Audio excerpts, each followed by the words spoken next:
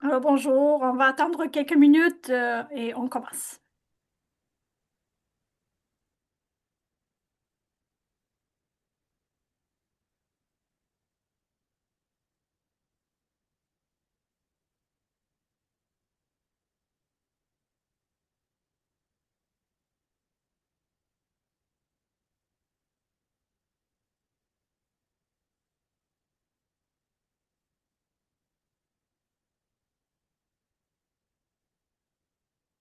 Bonjour à tous et à toutes. Merci de vous joindre à nous cet après-midi ou en début ou en fin d'avant-midi, dépendamment de où vous êtes au Canada. On va commencer tranquillement, laisser la chance s'il y a d'autres personnes qui se joignent à nous.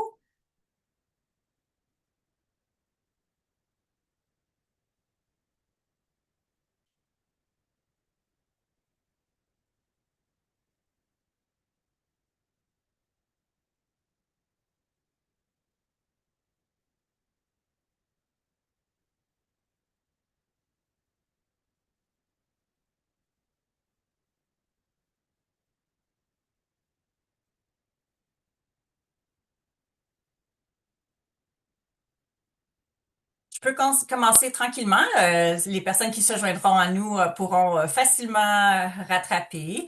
Nous sommes très heureuses d'être avec vous aujourd'hui et particulièrement fiers de renouveler notre partenariat avec Canada Vie pour offrir le programme de renforcement des capacités aux organismes à but non lucratif et aux organismes de bienfaisance partout au Québec et au Canada. Ce programme se veut avant tout une démarche pour renforcer les organisations, soutenir le leadership et consolider une gouvernance et des pratiques solides qui permettent à votre mission de rayonner et d'avoir encore plus d'impact. Alors, je me présente, je m'appelle Julie Lebel, je suis la gestionnaire du programme des normes à Imagine Canada et j'ai à mes côtés virtuels, devant moi ma collègue Christina Andoni, qui est gestionnaire agrément communication et partenariat à Imagine Canada, ainsi que Kat Binette, qui est coordonnatrice du programme de normes, qui va jouer un rôle un peu derrière la caméra aujourd'hui. Comme je mentionnais, on est très reconnaissant envers la Canada Vie qui nous soutient depuis plus de 10 ans. Leur engagement à long terme envers l'excellence et la gouvernance est exceptionnel et on est très reconnaissante pour ce partenariat. Là, qui a commencé, en fait, le programme de renforcement des capacités a commencé l'an dernier. On a une réponse très positive avec des dizaines d'organismes qui ont près d'une centaine, je crois, qui ont présenté leur candidature et plusieurs qui sont dans leur démarche présentement d'agrément. Et on est ravis de lancer cette cohorte cette année. Alors, si vous le souhaitez, prenez le temps de vous présenter dans le chat et on va pouvoir répondre à vos questions aujourd'hui. Alors, avant d'aller plus loin, j'aimerais prendre un moment pour reconnaître le territoire traditionnel sur lequel je me trouve aujourd'hui, ici à Toronto, et souligner les premiers peuples qui en sont les gardiens depuis des générations. À Imagine Canada, notre travail, nos activités et notre réseau reposent sur les territoires des nations qui nous offrent un lieu où nous rassembler, travailler et contribuer à nos communautés. Notre siège social est situé sur le territoire de nombreuses nations, notamment les Mississauga du Crédit, les Anishinaabe, les Haudenosaunee et les Ojibwe et les Wendat. Ces terres sont visées par le traité 13 et le pacte de la ceinture Wampun, qui renvoie au principe du plat à une seule cuillère, un engagement à partager le territoire dans le respect et la responsabilité collective. Nous reconnaissons également que ces terres demeurent le foyer de nombreux peuples des Premières Nations, des Inuits et des Métis aujourd'hui. Alors, on prendra quelques minutes pour parler un peu d'Imagine Canada et des normes, qui nous sommes, pourquoi ces normes existent et comment elles soutiennent les organismes partout au pays. Ensuite, on abordera le programme de renforcement des capacités de la Canada Vie et comment il peut appuyer concrètement votre démarche. Et l'agrément en détail, à quoi ressemble le processus, ce qu'il implique et surtout ce que ça peut apporter à votre organisme. Et on gardera quelques temps pour une période de questions et réponses. Alors, avant de continuer, on avait une question pour vous. Si vous pouvez écrire dans le chat, qu'est-ce qui vous amène à considérer qu'un organisme de bienfaisance ou un OBNL est digne de confiance? Est-ce qu'il y a des choses qui vous interpellent, qui vous font vraiment croire qu'un organisme est digne de confiance, que ce soit des choses, des actions, des processus que vous connaissez déjà à l'interne, euh, chez vous, ou que ce soit d'autres organismes?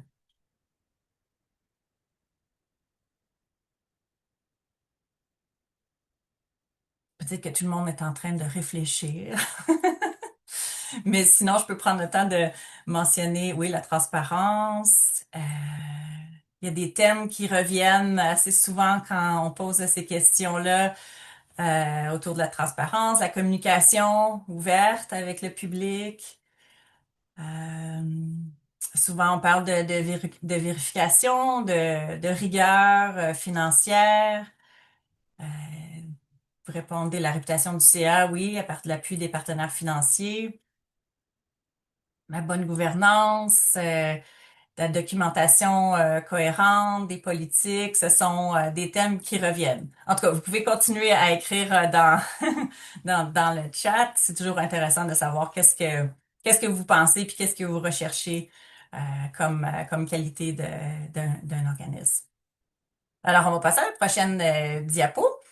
Grâce à Imagine Canada, grâce à ses activités de plaidoyer, sa recherche et ses ressources, Imagine Canada travaille avec et au nom du secteur à but lucratif pour bâtir une société plus juste et équitable, où les OBNL sont dignes de confiance, reconnus à leur juste valeur et considérés comme des partenaires essentiels au renforcement des communautés et que ces organismes disposent des ressources nécessaires pour agir et investir dans des solutions durables dans notre société. Des organismes bien gouvernés et tournés vers l'avenir, avec du leadership qui reflète toute la diversité de nos communautés. Donc, la mission d'Imagine Canada est de soutenir, de renforcer les organismes au Canada afin qu'ils puissent mieux servir leur communauté. Et on a une gamme de services qui permet de développer les capacités des organismes et de plaider en leur faveur. Vous êtes peut-être familier avec certains des services d'Imagine Canada. On a évidemment les normes. Il y a Connexion Subvention, qui est comme une banque de données de bailleurs de fonds, de fondations. On a un programme, un réseau Prisme d'organismes engagés, une plateforme de ressources au niveau des ressources humaines. Donc voilà, c'est l'ensemble des services d'Imagine Canada. Le secteur, on est rendu à la prochaine. On est un petit peu désynchronisé, Kat et moi. Si tu peux passer à la slide numéro 7, s'il te plaît, Kat, qui est celle avec l'anneau, avec après les logos d'Imagine Canada. Désolée, on manque de pratique ce matin pour notre présentation. C'est celle qui est deux après, quatre.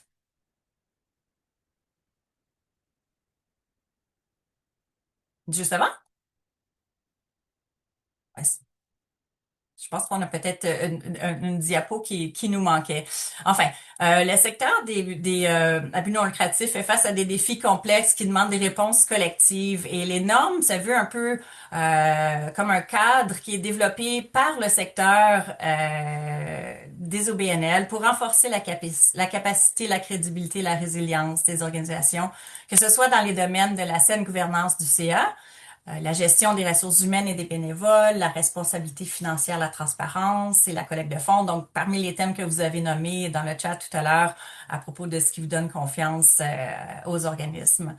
Donc, en adoptant des normes collectives, les organisations font plus que répondre à des exigences. C'est un processus qui est transformateur et que les organismes agréés se positionnent comme des leaders capables de naviguer les changements, de contribuer activement à des communautés plus fortes et plus justes.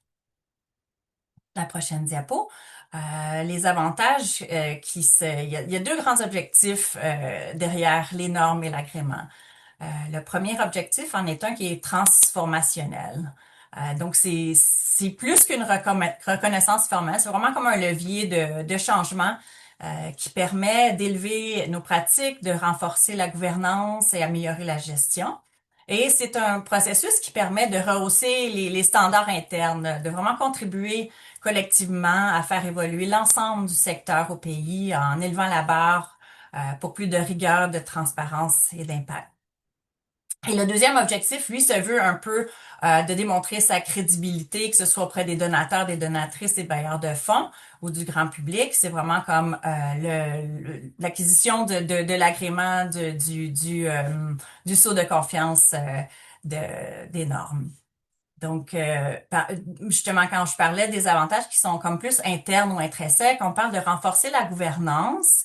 Avant d'arriver à Imagine Canada, j'étais directrice générale dans un organisme. J'ai siégé aussi sur plusieurs conseils d'administration au fil des années et c'est souvent comme un sentiment persistant là, de cette impression qu'on pourrait en faire plus, qu'on devrait peut-être mieux faire les choses, les responsabilités fiduciaires, puis le leadership, ça peut être des responsabilités exigeantes, mais également comme porteur de sens. D'élever la gouvernance du conseil d'administration, d'être équipé pour diriger la mission, encourager la prise de décision éthique, des politiques, des codes de conduite, des conflits d'intérêts. Ce sont tous des choses qui se relient à la bonne gouvernance. Et la gestion des risques, donc l'agrément permet de mieux gérer les risques de façon proactive, de mettre en place des stratégies à l'avance, des politiques, des processus solides. Des fois, quand on pense à des conflits d'intérêts ou des politiques de ressources humaines, ce sont souvent des éléments qui restent en arrière-plan jusqu'à ce qu'il y ait des problèmes qui surviennent. Donc, les normes permettent de les mettre à l'avant-plan, de les structurer, de passer d'une gestion réactive des crises à des pratiques exemplaires et proactives. D'ailleurs, les normes en frais de gestion des risques sont reconnues et l'agrément par un assureur important qui a décidé d'intégrer l'agrément et les normes dans son processus d'évaluation de souscription. Et ça permet d'offrir des rabais importants d'assurance aux organismes agréés. Et l'amélioration continue, c'est un autre des aspects comme intrinsèques du processus, là. C'est vraiment comme un processus comme qui engage, qui encourage un esprit axé sur l'apprentissage, l'adaptation. Euh, donc, on a des outils, des modèles qui proviennent des pairs via notre réseau des normes qui permet aux organismes d'évoluer en toute confiance puis de renouveler les nouveaux défis et d'approfondir leur impact au fil du temps.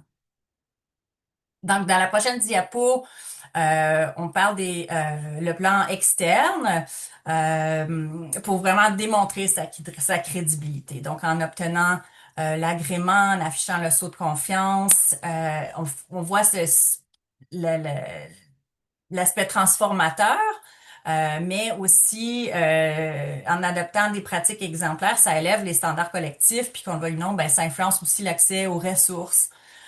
Il y a des recherches qui montrent que lorsqu'une personne doit choisir entre un organisme agréé et un organisme non agréé, cette personne-là a tendance à être prête à donner environ 10% plus si un organisme est agréé par une partie externe. La notoriété de l'agrément est également plus élevée chez les grands donateurs, les conseillers philanthropiques et les bailleurs de fonds institutionnels. Ça peut influencer non seulement le montant des dons, mais aussi l'acquisition de nouveaux donateurs. Et quand on parle d'acquisition, on pense aussi des fois comme à l'Internet, mais la visibilité auprès de l'intelligence artificielle. Les principales plateformes d'IA comme ChatGPT et Google Gemini font référence à l'agrément d'Imagine Canada quand on pose des questions, à quel organisme devrais-je donner, à qui devrais-je faire confiance. Euh, L'agrément aux normes est souvent comme nommé par les plateformes d'intelligence artificielle. Et la rétention des talents aussi du personnel, c'est un autre aspect intéressant de l'agrément. En ayant des bonnes pratiques RH solides et structurées, ben, on contribue à un environnement de travail plus sain, ce qui influence directement la capacité d'un organisme à attirer et à garder les talents. Donc, dans la prochaine diapo, on peut voir qu'Imagine Canada est bien établi. Le réseau des organismes agréés est bien établi dans toutes les provinces canadiennes. Imagine Canada, c'est le seul organisme pan-canadien qui offre l'agrément aux organismes de bienfaisance et des OBNL, peu importe leur secteur. Donc, il existe d'autres systèmes d'agrément spécialisés, par exemple en santé, mais nous travaillons avec l'ensemble du secteur des OBNL dans toute sa diversité. Que ce soit de cause ou de domaine et aussi dans la taille et la portée des organisations. À la prochaine diapositive, on voit ici une collection bon, des logos des organismes qui sont agréés. Euh, Depuis plus de 10 ans, il y a que 42 des organismes agréés le sont depuis plus de 10 ans. Donc, il y a une bonne rétention. Les organismes qui s'engagent le font depuis longtemps et le réseau grandit comme d'année en année. Et donc, on parlait de géographie, mais aussi de plusieurs causes différentes, que ce soit des organismes dans le secteur de la santé, sport et loisirs, éducation, services aux communautés, développement international, environnement et plus. Alors voilà. Oui, donc ici, on vous présente l'équipe d'Imagine Canada qui est spécialement dédiée aux normes. Donc, il y a plusieurs des collègues que j'ai mentionnés, Christina et Kat, qui te représentent auprès des organismes francophones. On a une bonne équipe bilingue, donc on est vraiment en mesure de soutenir les organismes, peu importe d'où vous venez, au Québec et au Canada. Et donc, ça va être nous qui allons vous épauler aussi dans tout le processus. Et donc, je vais maintenant passer la parole à ma collègue Christina qui va vous présenter le programme, la raison pour laquelle vous êtes ici aujourd'hui, de renforcement des capacités de Canada Vie. Merci Julie pour cette mise à table.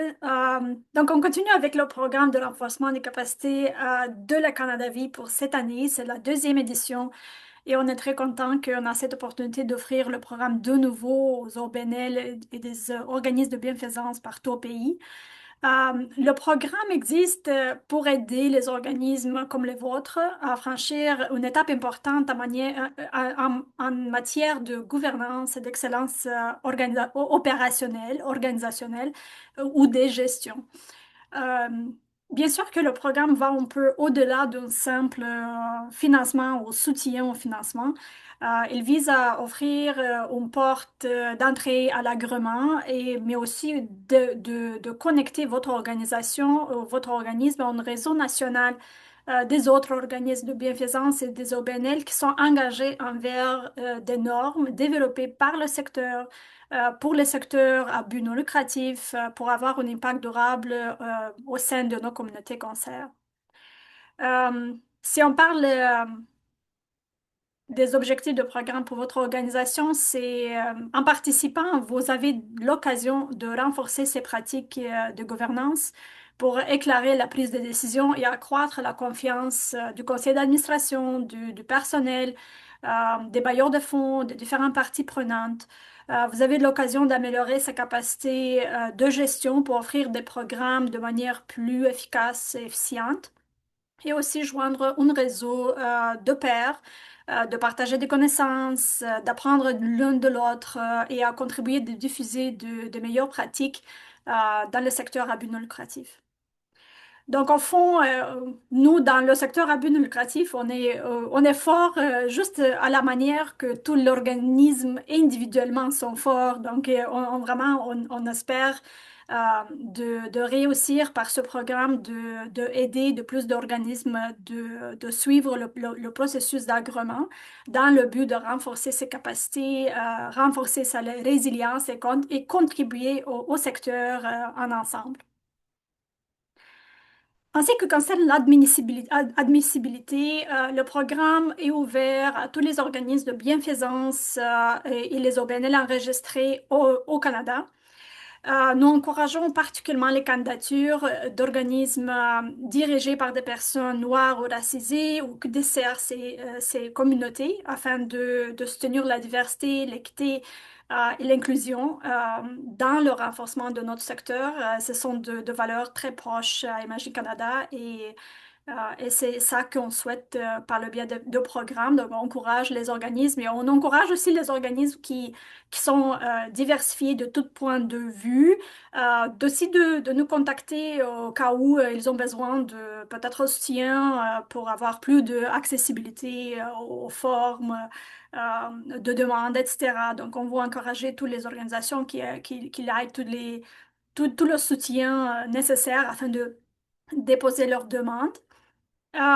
Et pour assurer l'équité et l'intégrité du programme, donc le programme, les organismes qui ont déjà soumis une demande d'agrément ou ont soumis leur demande pour l'examen au pair, par des pairs après l'annonce de ce programme qui a été le 10 février, ne sont pas admissibles.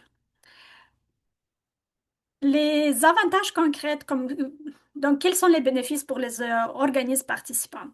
Euh, donc, en participant, vous aurez accès au réseau des normes qui vous donne accès complet à la demande d'agrément. C'est votre feuille de route vers l'agrément. Les frais mensuels, normalement, qui sont payés par les organismes dans le cas de programme, sont couverts par la Canada Vie. Et donc, vous aurez aussi accès au réseau de normes qui est une plateforme récemment lancée pour vous aider avec des ressources, des liens vers de tiers ressources, explications des normes, des exigences pour pouvoir vraiment répondre à la question pourquoi une norme existe. Et avoir accès à une panoplie de ressources, des formulaires, des guides, des bonnes pratiques pour préparer votre organisation de manière structurée à l'agrément.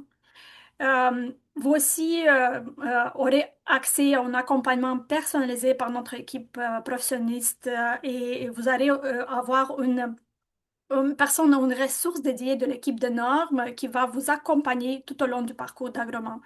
C'est un avantage extraordinaire qu'on offre parce que vous n'êtes pas seul.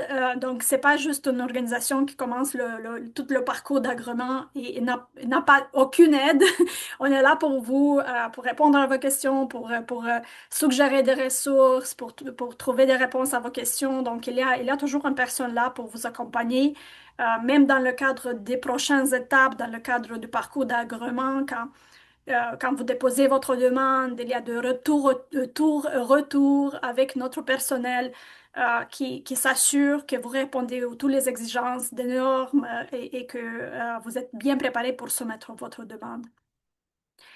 Euh, Aussi, vous avez accès aux connexions entre pairs et au mentorat. On a un réseau de bénévoles parmi les organisations qui ont déjà passé par l'agrément, mais qui sont portés bénévoles pour agir en tant que guide, si on peut dire comme ça, pour des organismes qui passent par le processus d'agrément.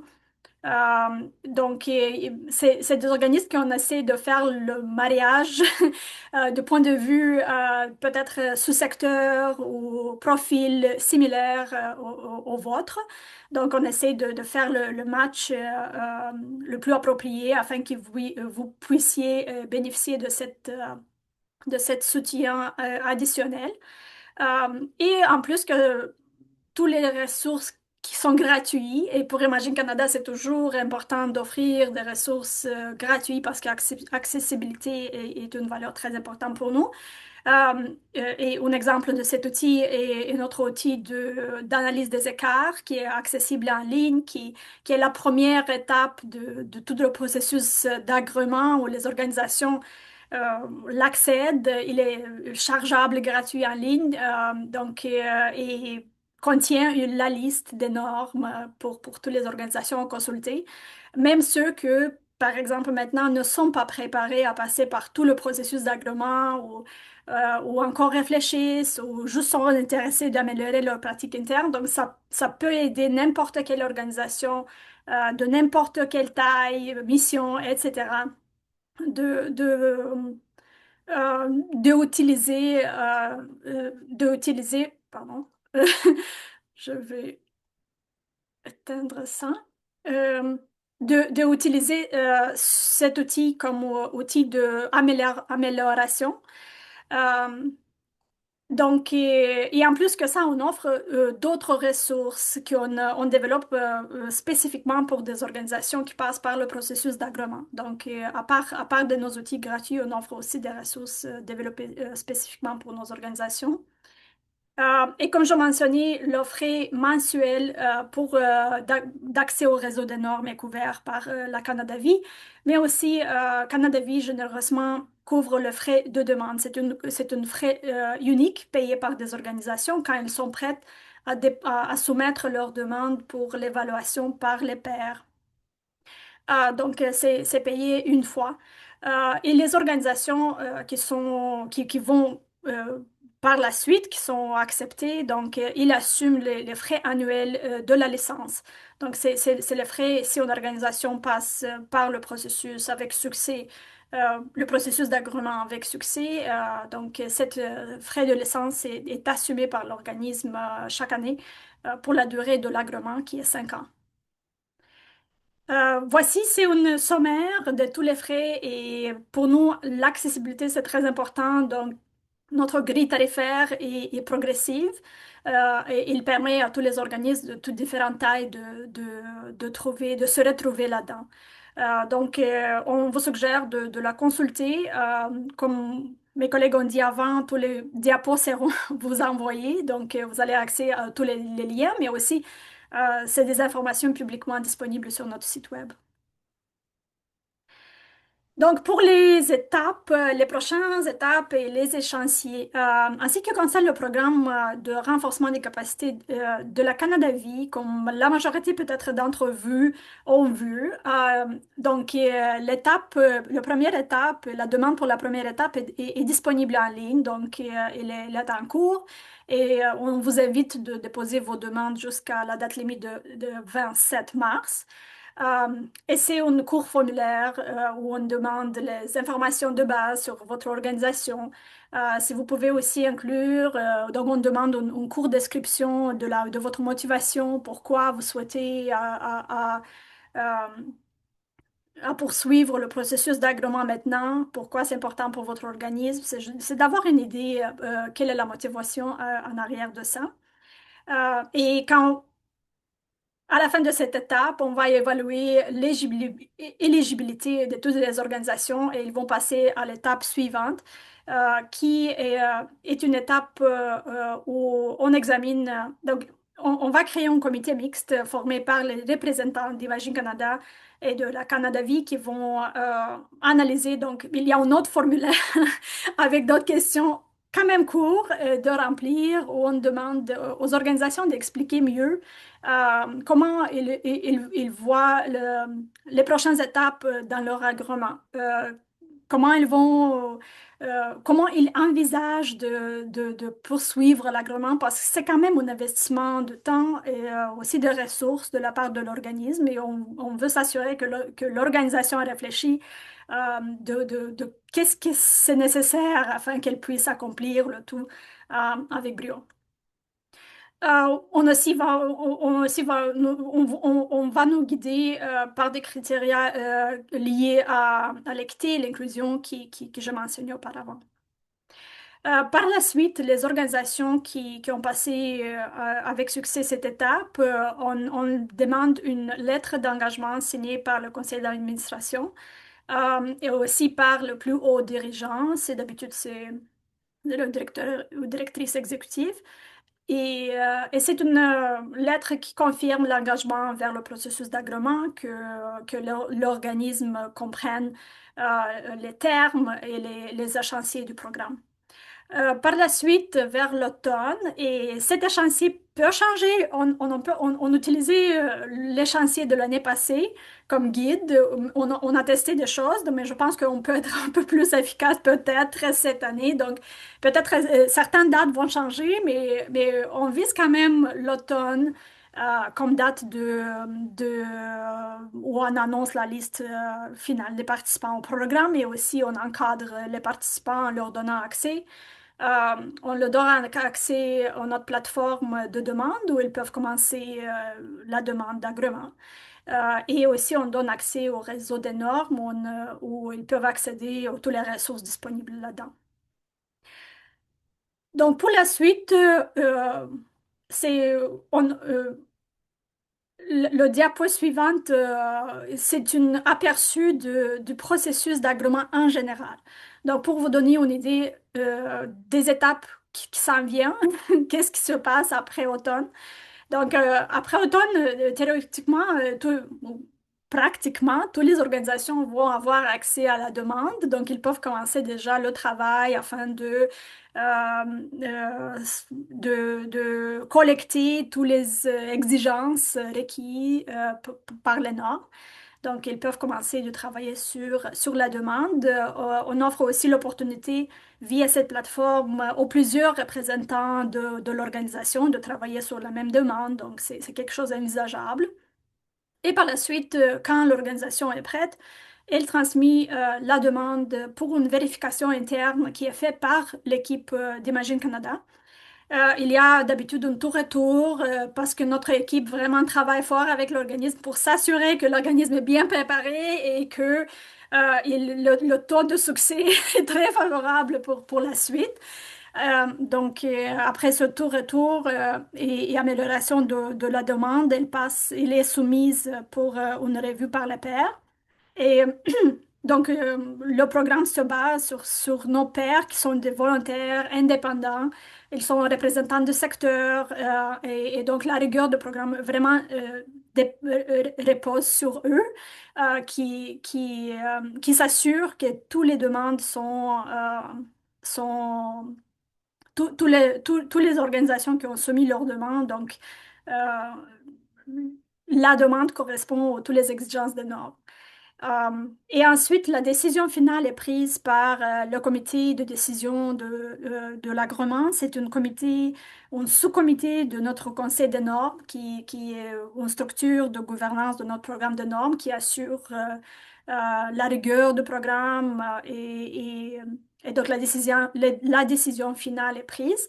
Et par la suite, on fait une annonce publique qui est d'habitude 2 fois par année et on célèbre vraiment cet accomplissement obtention de l'agrément ou renouvellement d'agrément dans certains cas. Et on célèbre via nos différents canaux de communication. Et on essaie de faire un peu de powwow là-dessus parce que c'est vraiment un accomplissement significatif pour les organisations parce qu'ils passent quand même par un processus qui dure des mois et qui est un processus transformationnel pour les organisations. Donc, et à la fin, comme je disais, c'est un processus d'amélioration continue. Julie l'a mentionné aussi. Et on assure aussi, pendant toute la période d'agrément, on assure qu'il y a que l'organisme maintienne la conformité aux normes aussi. On essaie de faire donc le maintien de conformité, on essaie de travailler fort dans le cadre de l'équipe de normes pour que le processus est simple pour les organismes, mais rigoureux, reste rigoureux. Donc, on essaie de trouver de manière vraiment de s'assurer que ce processus fonctionne bien. Donc, cet échéancier ça prend pour différents temps pour différents organismes en dépendance d'où l'organisme s'en retrouve. Certains sont plus prêts pour l'agrément que d'autres. Peut-être leurs processus sont plus en ordre. Donc, mais en général, on a vu que le processus prend entre 6 et parfois une année et demie. Donc, on pense que tous les échéanciers du programme de renforcement est quand même réaliste. Donc, quand même, on veut que toutes les organisations ils ont ce soutien de Canada Vie pour une période de 15 mois jusqu'à la fin, donc qui leur permet de soumettre leur demande pour une revue par les pairs vers la fin de 2027. Euh, ce qui est vraiment réaliste et pour différents types d'organismes. On vous suggère d'aller sur ce lien qui contient des dates pour différentes réunions et panels pour les examens par les pairs, afin de vous donner une idée approximative, peut-être maintenant, mais ça va vous aider de se situer, de former une sorte d'image, OK? Si j'ai besoin si je voudrais de passer par un examen par le pair dans cette date, en 2027, je vais devoir de soumettre la demande pour vérification interne, disons pour le panel en novembre. Euh, euh, ça devra dire novembre 2027, mais je veux devoir de se mettre en juin. Donc, je vais devoir avoir ma demande prête en juin. Et donc, le lien contient toutes les dates pour l'année qui s'en vient. Ça va vous donner une meilleure idée aussi de où vous êtes, où vous êtes aussi par rapport à vos propres échéanciers organisationnels, parce que tout ça, c'est lié à votre propre parcours. OK, donc pour la suite, juste de mentionner que la confidentialité, c'est quelque chose de très important pour nous à Imagine Canada. Et comme vous pouvez vous imaginer, dans le cadre de l'agrément, l'organisme soumet des, des preuves ou des documents de conformité aux normes. En tout cas, le mot ne s'en vient pas, mais soumet différents documents dans le cadre de leur agrément qui peuvent contenir des informations sensibles, confidentielles. Donc, toutes les personnes qui sont impliquées dans le processus d'agrément signent des attentes d'agrément, signent des attentes de confidentialité et remplissent une déclaration de conflit d'intérêt. Donc, et tous vos données donc, sont examinées par ces personnes juste dans le cadre de l'agrément, donc juste pour ce but-là. Donc, on tient ça au sérieux. Et aussi, si on va au diapo suivante, on essaie d'être aussi flexible parce qu'on reconnaît que la réalité des organismes est différente. C'est pas un organisme comme tous les autres. Tous les organismes sont différents, leur mission est différente, leur structure de gouvernance peut varier un peu. Donc, afin de tenir compte de la réalité de chaque organisation, on offre cette opportunité aux organismes de solliciter une considération particulière dans le cadre de leur agrément. Donc, quand les organismes sont rendus là, à l'étape de demande, ils peuvent solliciter cette considération particulière qui est donnée par le Conseil des normes pour peut-être pour certains normes qui ne sont pas applicables à une organisation à cause de leur réalité. Par exemple, une organisation qui n'a pas de bénévoles, par exemple, ou peut-être certaines normes liées à l'implication des bénévoles ne vont pas s'appliquer. Oui, on a offert aussi quelques raccourcis qui peuvent vous être utiles. Vous pouvez commencer par le programme de renforcement des capacités. C'est un à propos du programme. Ça contient des informations qu'on a déjà parlé aujourd'hui. Ça décrit les étapes et aussi ça contient le lien vers la demande. Aussi, on a inclus ici le lien vers l'outil d'analyse des écarts. Je l'ai mentionné déjà. C'est un outil, on pense, très, très inestimable parce que c'est basé déjà sur une grande consultation de notre secteur à but non lucratif où ces normes ont été développées. Donc, pour n'importe quelle organisation, c'est un excellent outil d'amélioration des pratiques. Et vous pouvez l'utiliser bien sûr, pour améliorer votre capacité organisationnelle en général, mais aussi vous pouvez vous guider par l'outil pour voir où sont vos lacunes par rapport aux normes. Il est en format Excel et ça permet vraiment, il est facile à naviguer et vous pouvez vraiment voir où exactement vous vous situez par rapport aux normes. Euh, On a aussi inclus le lien vers les échéanciers et le lien vers le réseau des normes qu'on m'a mentionné. Donc, n'hésitez pas à les consulter. Ils sont accessibles. On vous évite aussi de s'abonner à l'infolettre de normes. Vous pouvez vous désabonner en tout temps, mais c'est notre outil d'information et de communication trimestriel où on partage différentes ressources liées à la gouvernance et aux normes. Vous pouvez aussi s'abonner aux autres infolettres d'Imagine Canada qui sont très appréciées par le secteur en général, donc n'hésitez pas. Quelques astuces pour finir un peu, c'est de être vraiment clair. Quels sont vos objectifs? Qu'est-ce que vous voulez atteindre par l'agrément? Pourquoi c'est important pour vous et comment ça reflète dans votre stratégie organisationnelle en général?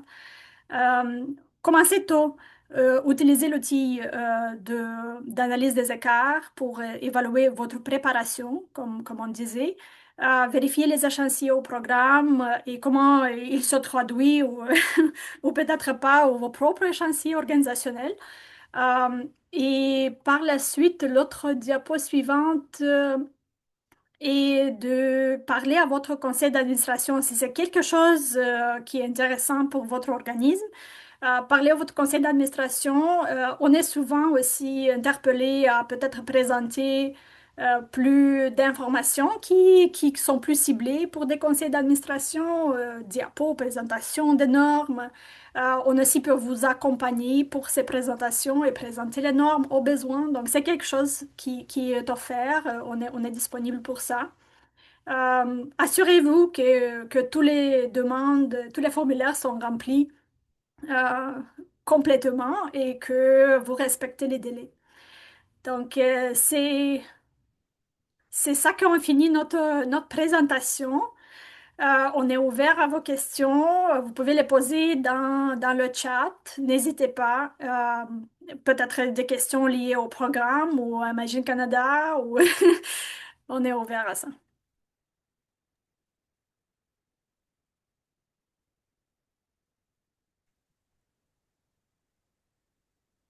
Merci, Christina.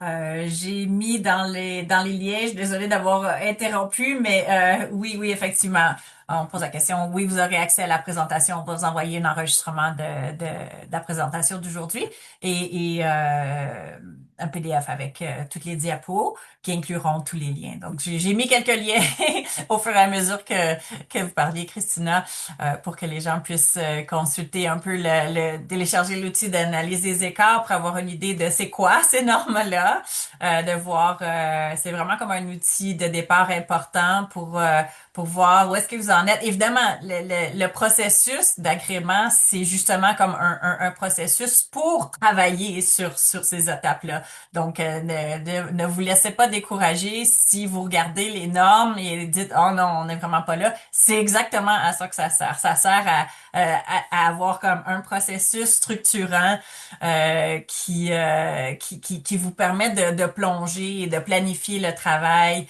de dire par exemple en 2026 on va travailler sur les politiques de gouvernance à l'interne et puis en 2027 on va travailler sur d'autres aspects, sur nos politiques internes en RH ou la gestion des risques.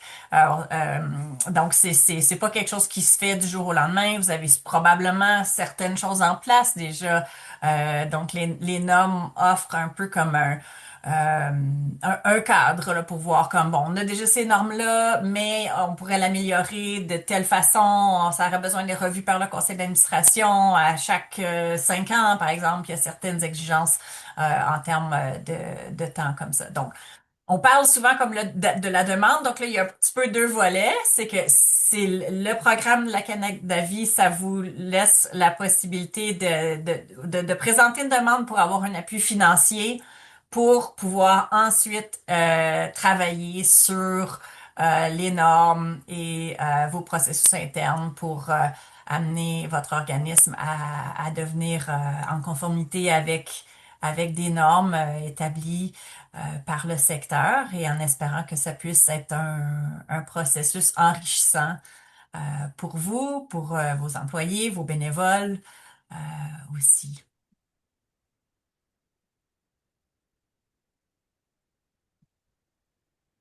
Alors, on vous invite à vous familiariser le lien, je vais juste, allez-y comme ça.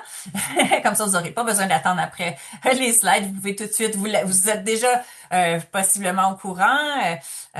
J'imagine que vous êtes ici aujourd'hui, soit parce que quelqu'un vous a référé ou vous êtes déjà inscrit à l'infolette des normes. Alors, on est là pour répondre à vos questions. Gênez-vous pas. Vous pouvez nous contacter à l'adresse courriel norme au pluriel @imaginecanada.ca et on se fera un plaisir d'entrer en contact avec vous pour répondre à vos questions.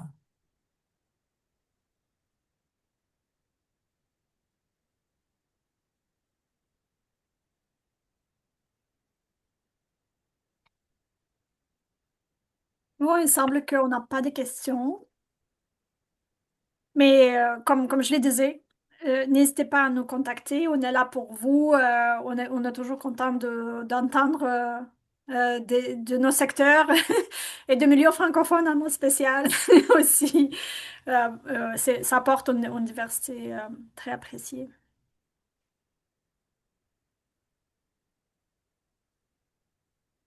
Merci à vous aussi, Caroline de Ecoseno.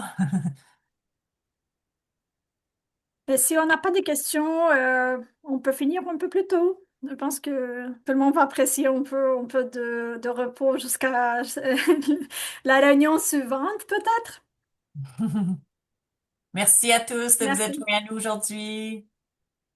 Au revoir.